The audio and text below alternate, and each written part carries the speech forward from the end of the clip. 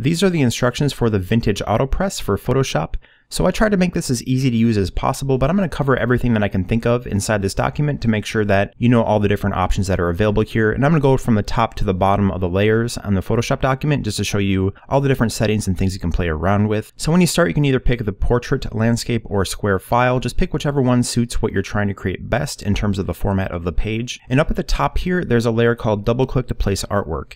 And this is where you actually place in your artwork that the effects will be applied to. So to do that, just double click on this smart object layer here. And then when you do that, it'll open up this new window, which will have a pre-made piece of art in here. You can either turn that off or hit the garbage can icon with that layer selected to delete it. This is really just here to show you a possible use scenario. And the only thing that's really important with this set is that the artwork that you place inside of this has a transparent background. If it doesn't have a transparent background, the effects won't properly apply, so make sure it has a transparent background. So I'm just going to show you a few different ways you can possibly place your artwork in here. You can either go to File and then Place Embedded, and when you click that, it'll bring up a file browser window where you can go over to whatever file has your artwork and you can select that and open it inside of this window right here. If you have a piece of artwork on a layer instead of Photoshop all ready to go, you can just click on that layer and then right click, and then you want to hit Duplicate Layer, which is up at the top here. And from this window, it'll say Destination Document, and you want to select the name of this smart object layer that has opened. In my case, this is layer 11.psb, so I'm going to select that and hit OK. And once I do that, it'll duplicate this deer inside the smart object window. If you're like me and you create your artwork inside Adobe Illustrator and you want to bring it in from there, and I'd really recommend working like that if you haven't before, it's a cool way to work. You can just hit Control-C on a PC or Command-C on a Mac to copy your work, and then Control-V on a PC or Command-V on a Mac to paste it in this window. And then you can go ahead and hit Control-T or Command-T on a Mac to bring up the transform window, where you can scale this as big or as small as you want. If you hold down Alt or Option on a Mac and Shift, it'll just make sure that it scales in proportion. Holding down Shift keeps the proportions the same so that you don't accidentally skew your work, and holding down Alt or Option on a Mac will make it scale from the center, which can just make it a little bit easier to work with sometimes. But I'm just going to finalize this change right here by hitting the check mark up at the top here. And then all you have to do to make this go into the document, this smart object document right here, is save the smart object window by hitting Control-S on a PC or Command-S on a Mac. It might take a little bit to save here, and once it does save, you just want to close out this window. And one important thing to note here, at the bottom there's a layer called Do Not Remove that is locked. Do not remove that layer. Removing that layer will break the effect. That's why it's called Do Not Remove. It makes sense. Just make sure you do not remove that, otherwise the actual Photoshop document won't work as intended. So here, as you can tell, it has applied this deer with a texture and stroke to it, to the document that we're working inside. If you want to change the color of your artwork that you have placed inside here, you just want to double click on this artwork color layer. It has a red color to the left of it. Once you do that, it'll bring up this color picker window, and you can change this to be whatever it is you want it to be in terms of the coloration. So I'm just going to flip or invert the color of this entire set from a white object in the center and a black background to have a much darker object in the center and then a white background. So I'm going to pick a kind of dark gray here. I found that a really dark gray tends to look a little bit softer and more vintage than a true black. I'm going to skip the artwork for just a second here to change the background texture color. Doing that is just like using the artwork color layer right here. Just double click on background texture color, and that'll change the color of the actual texture placed over the background here. So I'm going to double click on that, and I'm going to do a really soft gray right here. This looks kind of bad right now, but once I change the background to white, it'll look just fine. Hit OK when done, and then I'm going to double click on the background layer, set this to white here, and as you can tell, I've very quickly inverted the look of this document here. Most of these textures look just fine, either as a lighter or darker texture. It's pretty versatile in that aspect, so be sure to play around with different color combinations and figure out what you think looks best to you. So I'm going to zoom in a little bit closer here so we can check out the stroke option inside this artwork folder. So there's three different strokes here you can pick from. There is small stroke, there is medium stroke. As you can tell, it gets a little bit bigger here. I'm going to zoom in a little bit closer, keep this at 100%. And then there is a large stroke. And also, as you can tell, it automatically applies this nice rough edge that helps give it that vintage vibe. So you can pick either the small, medium, or large stroke depending on what you think looks best for your artwork. I'm going to set it to medium stroke here.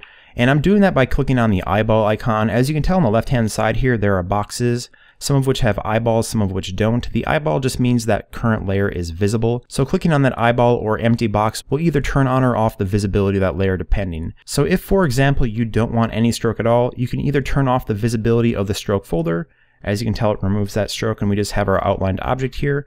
Or if you want to leave that folder on, you can just turn off the visibility of that particular stroke. So that essentially just accomplishes the same thing here. But I want to leave the stroke on for my work, so I'm just going to hit this eyeball once again to turn this stroke back on, and then I'm going to minimize the stroke window by hitting this down arrow right here. You can open and close these folders just by clicking on this arrow to the left-hand side of the folder icon here. And I'm going to open up the texture layer by clicking on that arrow, and inside here are the 20 different vintage textures that you can apply to your work. So it's really easy to just turn on or off the visibility of these layers to have that particular texture applied. There's 20 in total, so I really recommend that you go in here and you check out everything. There's a really nice and diverse selection of vintage textures here to pick from.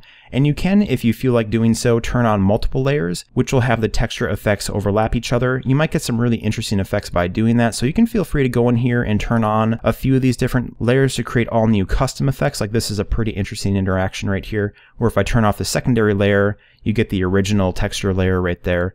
So you can go ahead and just play around with this until you get a look that you like. I think these 20 different textures should keep you busy for quite a while. And like I said before, feel free to turn on multiple layers and you might get some really cool effects that way as well. And if you don't want any texture at all, just like the stroke, you can just turn off all the texture layers here or turn off the visibility of the folder itself, which will leave you with just the object itself, as you can see right here, with the nice rough outlined stroke right here. I'm going to turn the texture back on just so you can see how that looks once again. And I'm going to minimize this texture folder. And we've already covered the background texture color. Once again, just double click on that. You can change the background texture to be whatever it is you want. You can move this side arrow here to pick through different color options. This window might look a little bit different depending on how you have your color picker set up, but it should work relatively similar no matter what. And the last thing to cover here is the background textures layer. So inside here, there are 8 different background textures to choose from. Just turn on or off the layer to apply that background texture. There's 8 of them in total, and they all look quite a bit different. So feel free to turn on and off these layers to pick whatever one you think happens to work best for the project that you're working on. There's a pretty decent selection of stuff here. And one last thing here,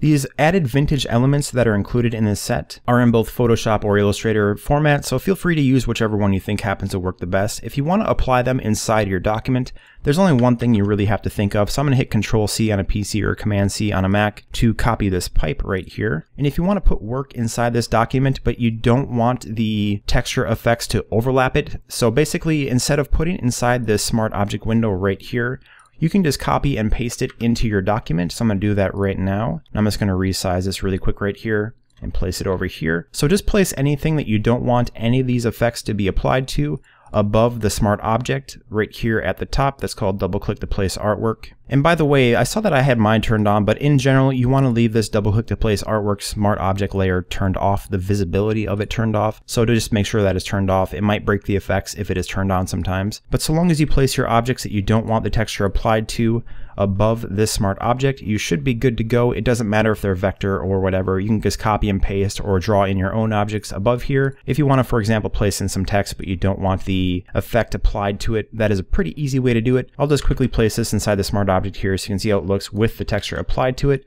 Some of these vintage elements have a pretty strong texture to them already, so it might not look too good if the vintage textures inside this set are applied to it, but you also might get some pretty cool and interesting effects as well. So I'm just going to check out how this looks. Maybe it'll look good, maybe it won't. I'm not sure as I haven't tried it before. But just like before, once this is finished saving, I'm just going to close the Smart Object window right here. And as you can tell, it has applied this pipe with the vintage texture inside of it. So if I go back into my texture folder here and start applying some different textures, you can see how this looks. It's pretty easy to go in there and do that. But that's it for this set. If you have any further questions, don't hesitate to ask me. Like I said before, you can ask in the comments of this video or actually on the comments page on Creative Market if that's where you purchased it. But thank you so much for picking this pack up, and I hope you get a lot of use out of it, and thank you for watching.